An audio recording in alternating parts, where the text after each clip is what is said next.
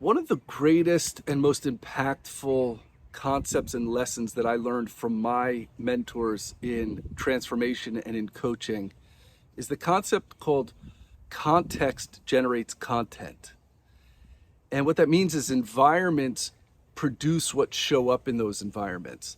In certain environments, things can grow and thrive, and in certain environments, things cannot grow or cannot thrive. And so humans are a context. We're an environment. We have an inner environment, and that inner environment generates our results. It generates what shows up in our life over and over and over again. Translated to nature, it would be obvious if we say that a cactus grows in the desert. The cactus is the content. The desert is the context. It's the environment. And so we wouldn't be shocked if we planted a cactus in the North Pole and it didn't grow. It didn't thrive. Why? Because the environment doesn't lend to it. And the funny thing about humans, though, is that we live in the North Pole and we really want a cactus. So we keep planting more. We keep trying again. We plant 10 or 100. We change the season that we do it in. But until you actually change the environment, you're never going to get a cactus. And so internally, we are an environment. We're a context, and that context produces our content. It produces our results. What makes up our context?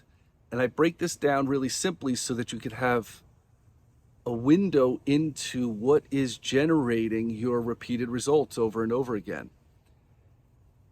I also want to distinguish that if your flight is canceled, you don't need to sit here and rack your brain about, how did I manifest that, and who am I being that generated a missed flight or a delayed flight or a canceled flight. Like, sometimes that's just natural phenomena. But if you are continuing to be in your marriage and you keep having the same conflicts and the same arguments over and over again, or every month you're in the same predicament with your money that you were last month, or every time you take on a new system of health and you self-sabotage yourself, those repeated results over and over again are giving you a window into your context.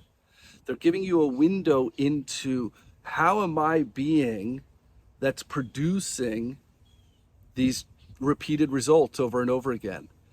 And the 4 ways that I break this down, what makes up our inner environment, what makes up our context as a human being, is our backstory, our belief system, our behaviors, and our biology. Your backstory is the parts of you that when you were developing in your formative years, that you downloaded and built your worldview, especially from your caretakers, your family dynamic, all of your point of origin that allowed you to build a worldview and make certain conclusions.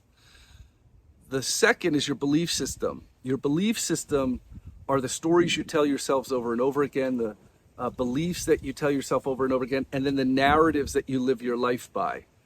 The things, your limiting beliefs, like the things you talk yourself out of and keep convincing yourself over and over again of why you can't have the life that you genuinely desire. The third is your behavior. Behavior are the things beyond what you say, it's what you're demonstrating. Where do you prioritize or lack thereof? How do you demonstrate what you value and what's priority in your life? It's beyond what you say, it's more what you demonstrate. And the fourth is your biology. Your body, physical body and emotional body and psychological body, is like a net that just keeps capturing all the things you are throwing at it over and over again. And the points in your posture, the points in your health, the points in your breathing patterns, that's all captured in your biology. And they're all interconnected. Your backstory is where you picked up your belief systems. Your belief systems generate behaviors, and your behaviors are captured in your biology, which then strengthens your backstory. It becomes this closed system. And so, as a context or as an inner environment, if I'm unconscious to my backstory, which is generating my beliefs, which is influencing my behaviors, which is being captured in my biology, and it stays a closed cycle. If you want new results, if you want a new life, if you want new content, you must adjust, challenge, and interrupt your old context. And the good news about this, or the reassuring news, or the encouraging news, is pick one of those four as a doorway in.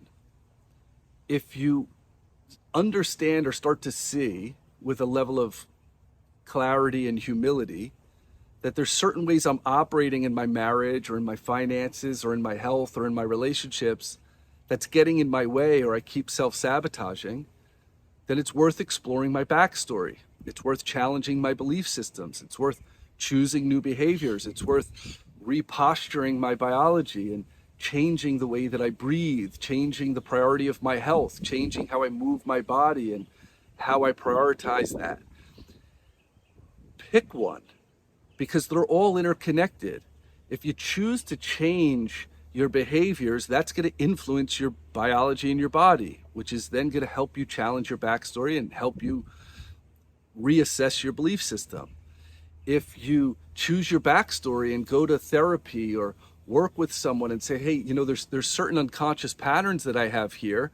Maybe it's worth exploring, how were my parents with money? How were they in their marriage? How were they with us as parents? How has that influenced the way that I'm showing up today? If you challenge your belief systems, all those places where you keep convincing yourself and telling yourself that you can't do it, you're not worthy of having it happen, like, challenge that. And as you challenge and interrupt one of those doorways in, they influence each other. And that starts to alter your context. The context of prosperity produces prosperity content. The context of a thriving marriage produces the results or the content of a thriving marriage. The context of prioritizing your health in a sustainable way produces results that are healthy. I can't keep an old context and expect new results. They're incompatible. So choose one. Choose to challenge your backstory. Choose to challenge your belief system. Choose to challenge your behaviors. Choose to challenge your biology. And as you do that, they begin to influence a whole new dynamic of a new context, a new environment. Because if you want new results, you've got to change your environment. So I hope this was supportive and useful and helpful for you. Till we speak again, have a blessed week. Keep advancing.